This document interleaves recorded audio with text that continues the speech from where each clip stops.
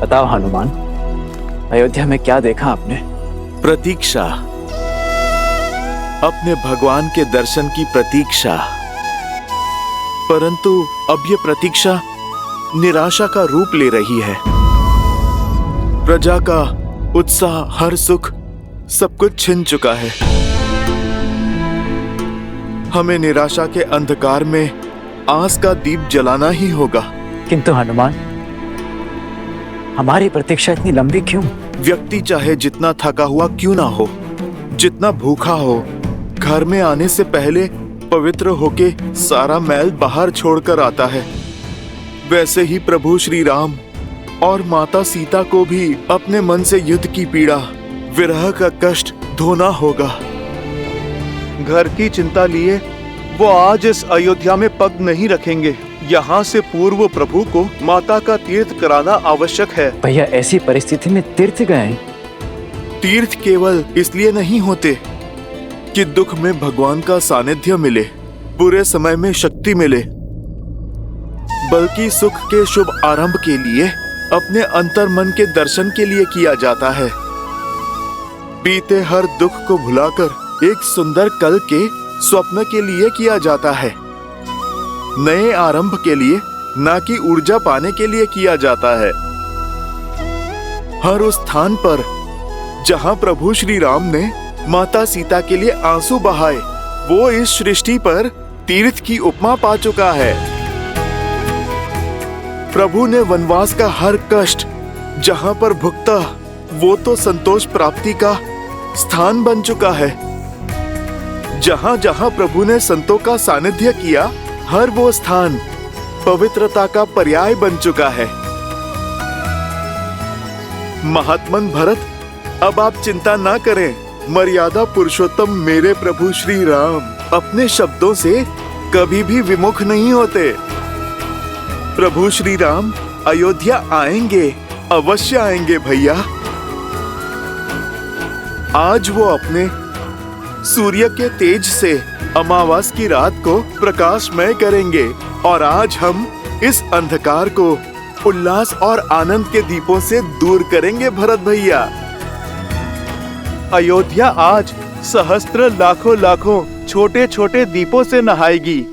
प्रभु श्री राम आने को हैं। हो तीरथ पति पुनि देखो प्रयागा, निर्घत जन्म कोटि अग भागा। मैं अयोध्या में भैया के बिना प्रवेश नहीं कर सकता। आप सब जाइए और कह दीजिए अयोध्या वासियों से कि दुख की इस घड़ी को सुख में बदल दे। अमावस्या की इस काली रात्रि को दीपों से पूर्णिमा सा तेज दे। कह दीजिए उनसे कि अयोध्या का कल हमारे श्री राम, माता सीता और लक्ष्मण के साथ पुनः पधार रहे हैं।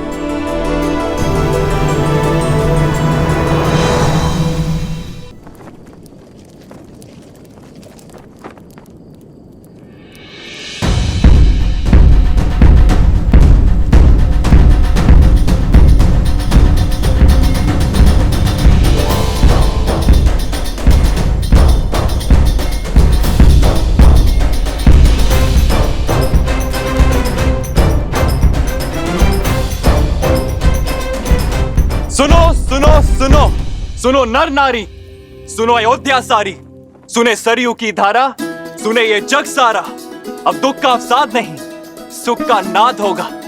बहुत हुई प्रतीक्षा, अब प्रस्तुत तपस्या का प्रसाद होगा। शांति और सम्मान लौट रहे हैं अयोध्या। मेरे भैया श्री राम लौट रहे हैं अयोध्या। सजा दो पूरी नगरी को, सजा दो हर घर के द्वार, हर आंगन में आनंद की रंगोली सजाओ, हर चौखट पे तोरण चढ़ाओ। पुष्प की भीनी सुगंध से पूरी नगरी को महका दो, और अमावस्या की इस काली रात्रि को दीपों के रोशन से मिटा दो, क्योंकि इस अयोध्या में प्राण लौट रहे हैं। मेरे भैया श्री राम आ रहे हैं। जय श्री राम, जय श्री राम, श्री राम, जय श्री राम, जय श्री राम, जय श्री राम, जय श्री राम, जय श्री राम, जय श्री राम, जय श्री राम। श्री राम लौट रहे हैं। कहीं ये झूठा आश्वासन तो नहीं? अब अगर श्री राम प्रभु नहीं लौटे ना, मेरे प्राण तो सच में चले जाएंगे। प्राण तो उर्मिला दीदी के जा सकते हैं, अगर मध्य रात्रि से पहले लक्ष्मण भैया ना लौटे तो। शुभ शुभ बोलो श्रुतकीर्ति। अब अयोध्या में इतना बल नहीं कि एक और परीक्षा दे सके। संसार की सारी बाधाओं को दूर करके लौट रहे हैं मेरे भैया।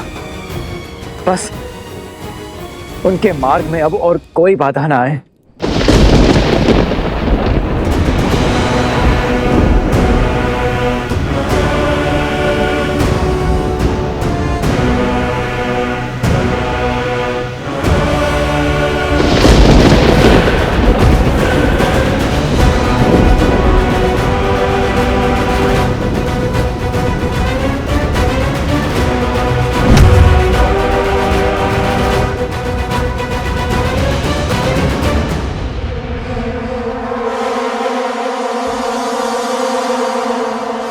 कोई जीवन शेष नहीं है यहाँ।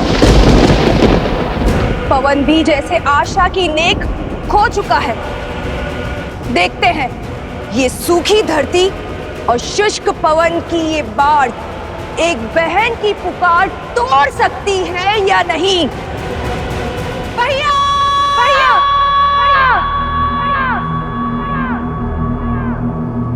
भैया! भैया!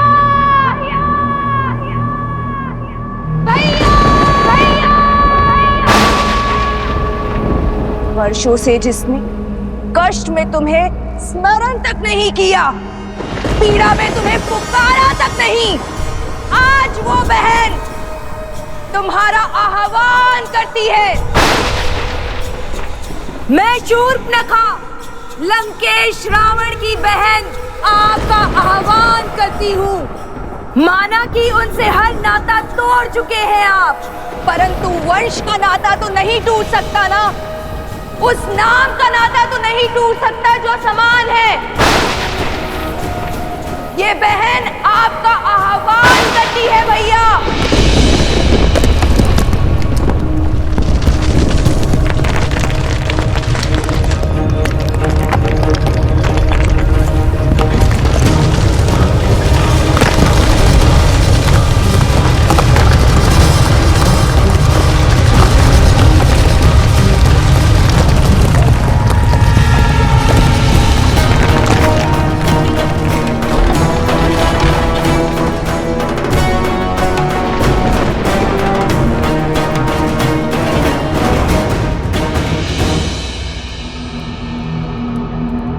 भैया!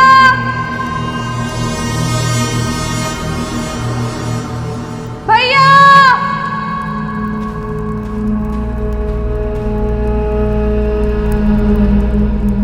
भैया!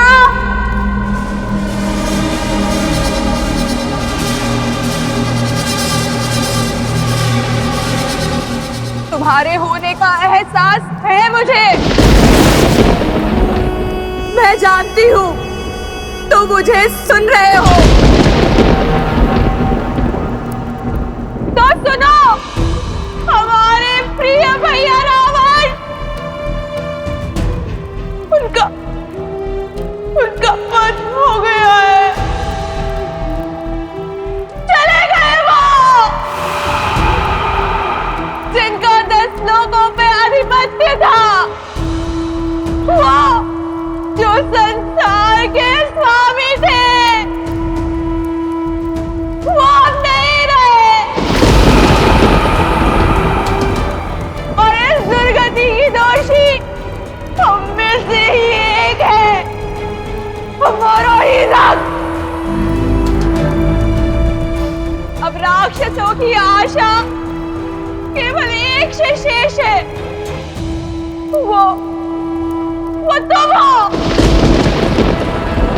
बताओ भैया, राक्षसों की शान, उनके सम्मान को तार तार करने वाले को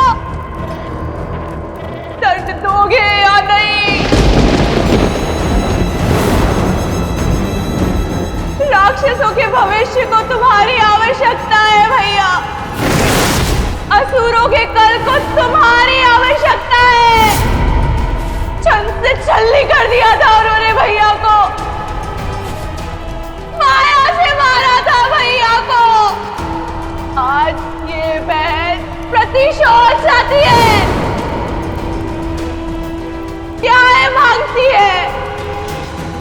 बोलो भैया, न्याय दोगे ना?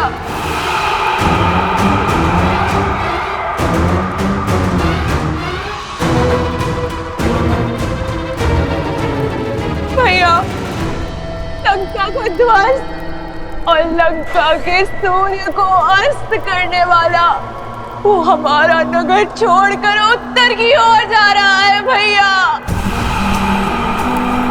और वो भी उस विमान में जो लंका का सम्मान था।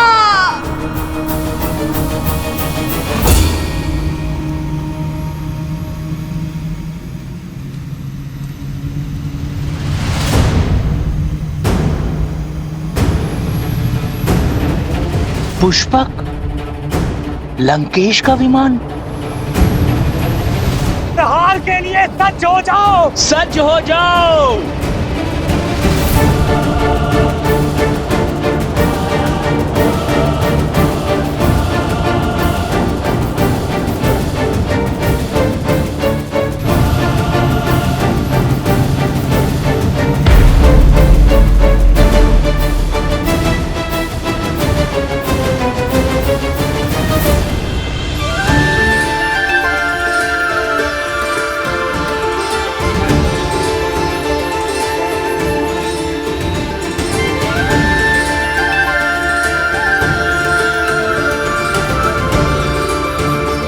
एक वनवासी का जीवन जीकर पिताश्री का वचन निभाएंगे। इससे पूर्व अयोध्या वासी खोजते हुए हमें यहाँ आ जाए। हमें गंगा पार करवा दीजिए।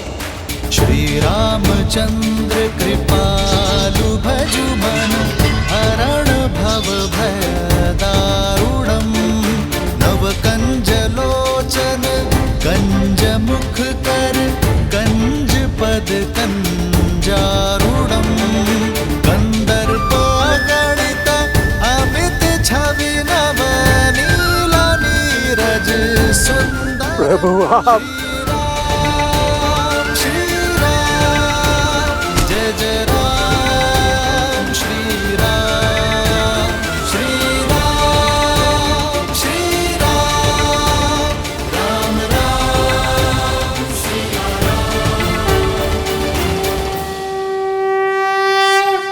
निषाद राज, उठो। आप सब भी उठ जाइए। शीश झुकाकर तो सेवक स्वामी से मिलता है निषाद राज, मित्र तो गले लगता है। श्री राम श्री राम श्री राम श्री राम श्री राम श्री राम श्री राम श्री राम। प्रभु, आपका दर्शन पाकर ये निषाद राज स्वयं को संसार का राजा अनुभव कर रहा है। आप लौटे अर्थात आपका वनवास पूर्ण हुआ।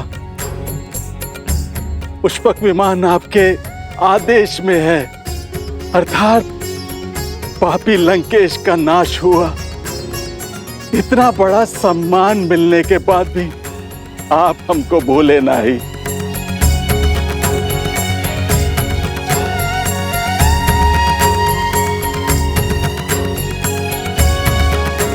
कुछ देना ही चाहते हैं तो पुनः दर्शन देने का आश्वासन देके जाइए। महादेव ने चाहा तो यही होगा। अपना वचन निभाने के लिए आप ये निषाद राज के घर आए। आपने हमारा जीवन तार दिया प्रभु।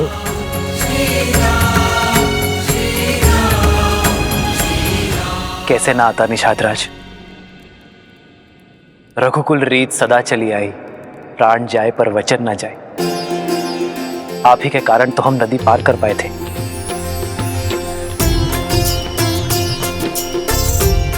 आप ही के कारण तो जीवन का लक्ष्य पाया। यदि आप भारतीय में न लौट जाता तो यहाँ का पुण्य कैसे मिलता निषाद राज।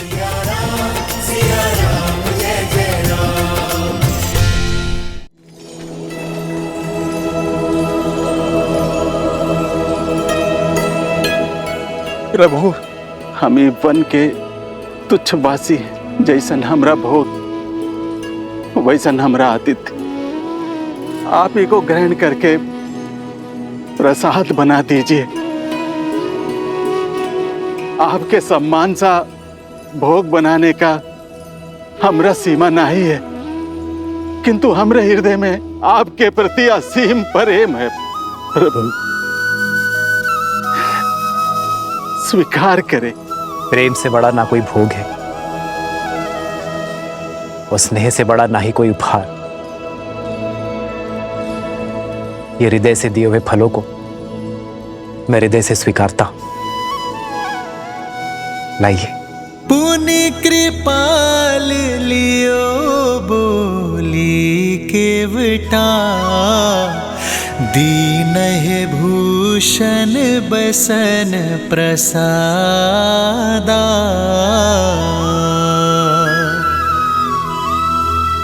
बचन सुनत उपजा सुख भारी, परयु चरण भरि लोचन बारी।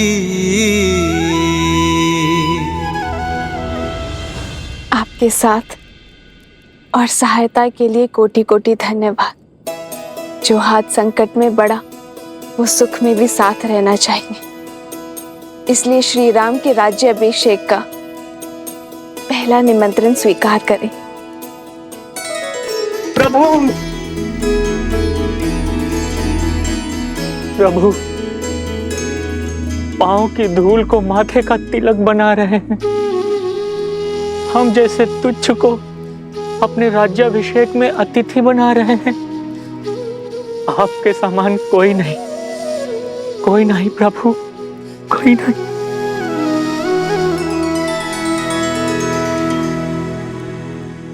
उठिए केवट जी।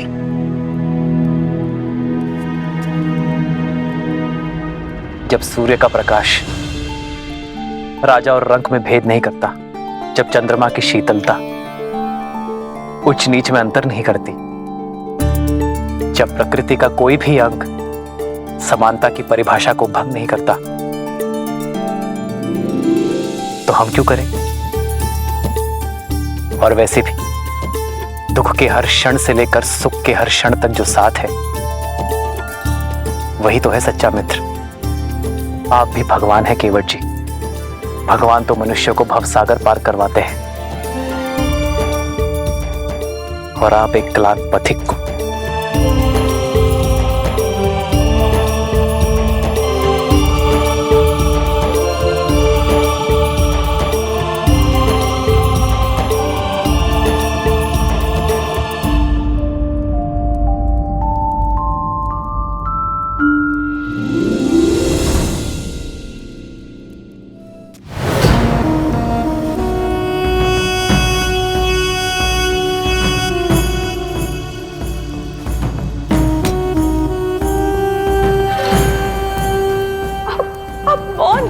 भैया,